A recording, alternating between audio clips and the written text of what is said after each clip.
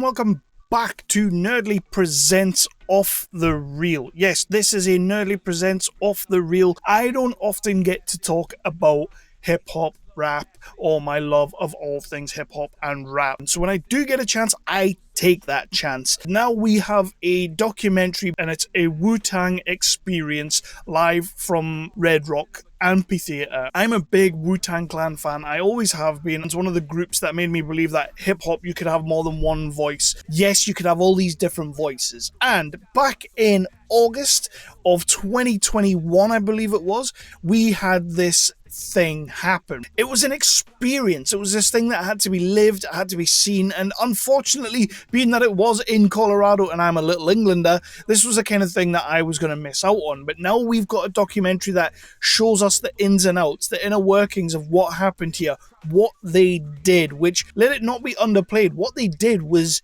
new. It was it like groundbreaking? Not necessarily groundbreaking, but this was something completely out there, something completely bonkers that should not have really worked, but absolutely did. And this documentary is going to tell us how it worked, how it got put together. We're going to get voices from the actual Wu-Tang Clan. We're going to get voices from the people who were actually there.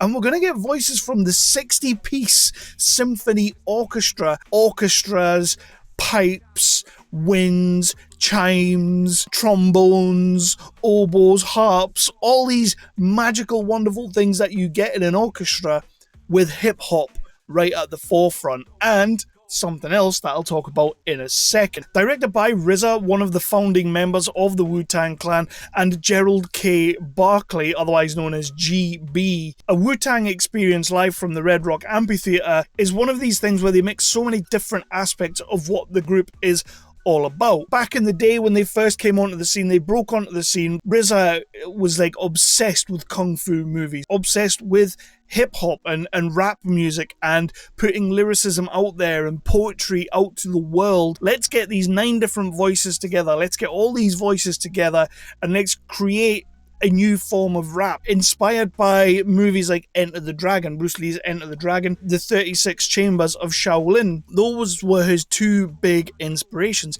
to the point where their first album, their debut album, Enter the Wu-Tang 36 Chambers, is based on those 2 things.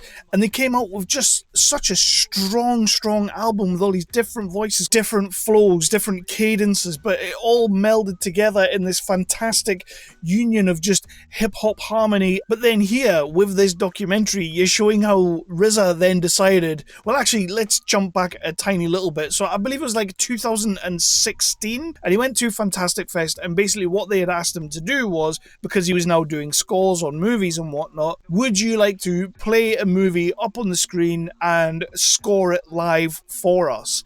And he chose the 36 Chamber. And then that turned into this huge thing about, let's show this movie up on the big screen in 36 Chambers and let's score it with Wu-Tang's first album, Enter the Wu-Tang 36 Chambers. Let's get everyone back. Let's get Method Man. Let's get Raekwon, Inspector Dick.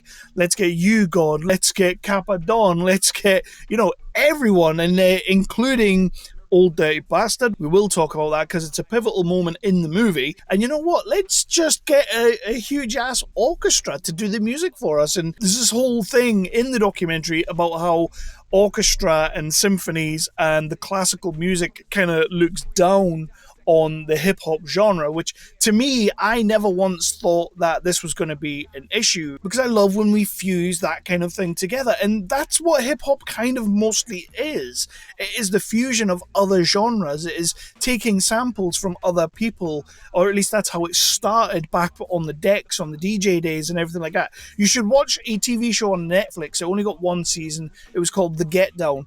Absolutely phenomenal, sort of like the birth of hip-hop in New York kind of thing. You should absolutely check that out. And while you're checking that out, also check out the Wu-Tang series, An American Saga. I think it was on Hulu. I guess there is in classical music and in other genres, like those music types that are considered real music.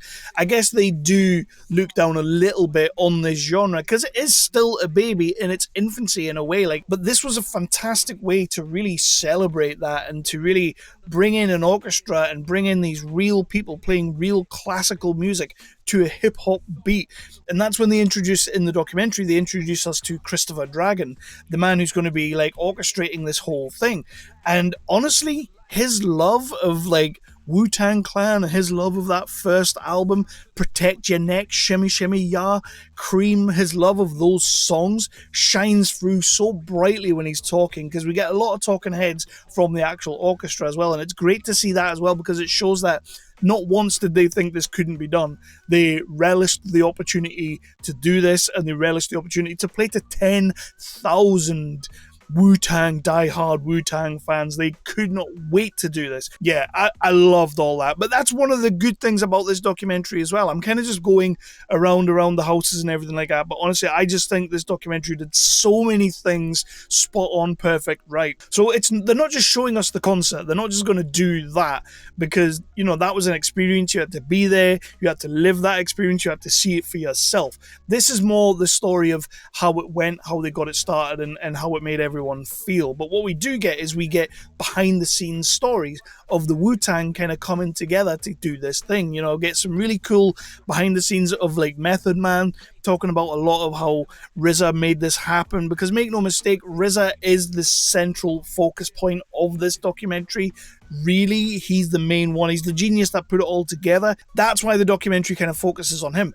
Unfortunately, it does mean that like certain members like You God and Inspector Deck, Capadonna, don't really get a lot of shine in this. They don't get talked about a great deal. They don't talk a great deal. We're kind of dealing with what you could consider to be the forefront of the band. And then you get the audience members, because again, this is a genre-defining legacy documentary, really, and you get to see a lot of the audience, which is like young, old, really old, you know, black, white, lots of different cultures, lots of different ethnicities from all over the world coming together. 10,000 people fit in this amphitheatre, and let's just talk about the theatre itself.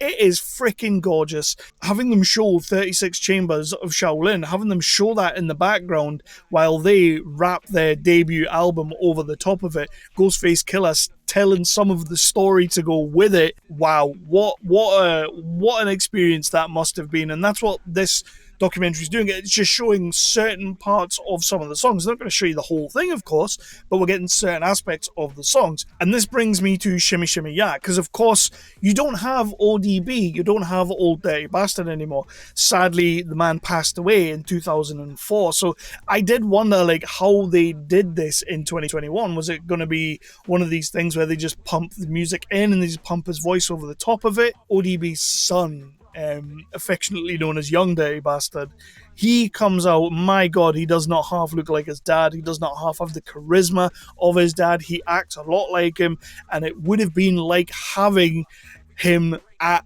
the concert and at the gig and at the experience. That's what this kid brings. He had the audience eating out of the palm of his hand. He comes bounding onto the stage. He's got the sheet wrapped around his neck like his dad used to do. He looks just like the man. Of course he looks just like the man. And he just starts barring out, starts going wild, and the crowd goes nuts. Sheer pandemonium in the crowd when this kid comes out. You've got Raekwon, you've got Jizza, you've got RZA, you've got Method Man, you've got You God, you've got Inspector Deck, you've got Capadonna, you've got Ghostface, and you can see how much they are feeling this kid. And Method Man does a little part in the documentary, and he's nearly welling up, and Christ, I'm nearly welling up just talking about Method Man nearly welling up. He's nearly welling up as he tells us it was just like having him out there. This documentary does so many things perfectly, to the point where you really actually feel like you could have been there without having been there. It pays homage to the legacy that this band has. 30 years in the industry. Perfect timing to really like big up the legacy of what these guys did. So I'm really just waffling on, and I'm kind of being incoherent about where I'm going and what I'm saying about this, but if you are a diehard Wu-Tang Clan fan, if you're a fan of rap and hip-hop, and if you're a fan of seeing how we can evolutionize what we're doing, this is what they did with this experience, with this concert. I would love to see them carry on doing more. Of course, they all have their own solo careers. Of course, a lot of them are in movies now. now. Method Man's in Power. He's doing lots of TV stuff. And I love seeing all of that. I love seeing everything they do. This is a capstone moment. This is a keystone moment where they are capitalizing their career. They are saying, look, we came out swinging from the fences. We came out with an incredible, incredible debut album. Probably one of the best debut albums of any hip-hop group, any hip-hop artist ever, I would say personally. I love that album. I still listen to Bring the Ruckus all the time. Having a concert like this where they bring all of this, they bring the movie aspect of like what inspired them, the Kung Fu aspect, the Shaolin aspect, they bring that to the forefront and show this movie in the background on the stage for all the fans to see.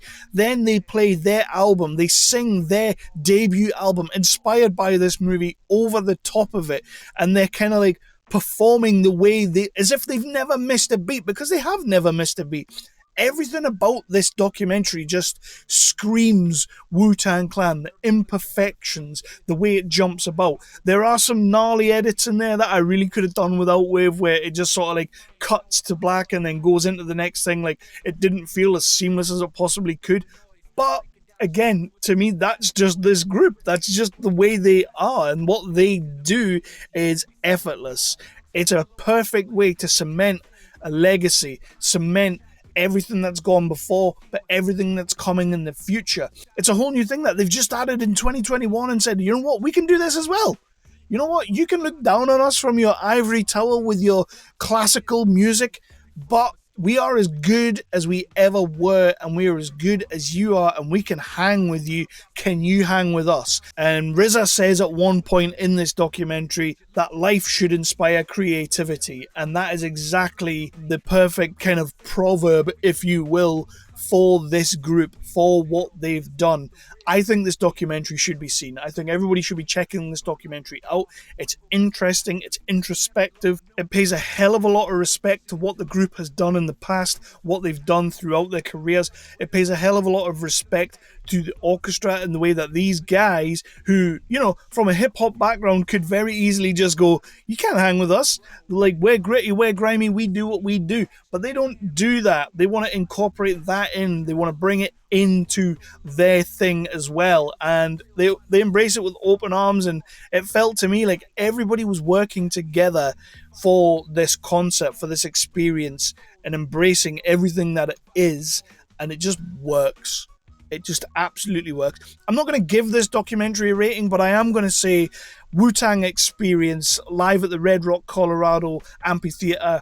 It's a documentary you should absolutely check out if you're a hip-hop fan, but if you're a Wu-Tang Clan fan, even more so, you have got to check it out. It's unbelievably good. It's really, really good, and gives you a fantastic insight into how these guys did what they did and how they brought this to the masses, how they, like, 10,000 people watched this live. That's insane. And now I hope another 10 million people watch this documentary and see what they did that day, because they broke new ground. I will say a little disheartening that some of the members of the group don't get as much screen time as some of the others, but they focused on what was relevant and what it took to put it together and what it took to get it done, and then shining a light and letting the moment breathe. Old Dirty Bastard's son coming on stage, and it was really cool that they gave some time to that as well, not just having him on stage, but also a little bit about how Old Dirty Bastard came into the crew, how things went, and how it made the guys feel when he left, and how it made the guys feel having his son on stage. Like, yeah, I'm not going to give this a rating. It is a documentary, so it would feel very, very weird to give this a rating, but the Nerdly Presents Off the Reel review final verdict would have to be that this is a strong, strong recommend. I think any music lover would love to watch this and see how they pulled all this together. Is it the best thing you're going to watch this year? Is it the best documentary you're going to watch this year? I don't know. Maybe not. But at the end of the day, it sheds a light on a lot of things that I think people will love to see and will get a kick out of. So please do check out Wu-Tang Experience live at the Red Rock, Colorado Amphitheatre. It's fantastic. I'm going to go, but my name has been Kevin Halden. This is Nerdly Presents Off the Reel. This was a review for Off the Reel. Please do come back, hit that like, hit that subscribe, ding that notification bell, and I'll be back with more interviews, more reviews, and more things that will make you go, ooh. Again, remember, you can go over to the podcast feed. We are now on Podbean. That's where you'll find the Off the Reel podcast. The first episode was an interview for All This Time with Rob Wersey, Daniel DeBorg, and Emily Rose Holt. Fantastic interview. I really love that. So you can go and check out the podcast over there. You can check the video version of it on the YouTube in the feed down below. But you can go over and do all that good stuff on the podcatchers. It is also on Spotify, and it is also on Apple Podcasts as well. So you can catch it wherever you want. But this is one of those documentaries that I genuinely think as a victory lap for this group, and to put an exclamation point on what they've done so far. It's brilliant. I loved it. Please do check out the documentary. I don't think you'll regret it. See you next time.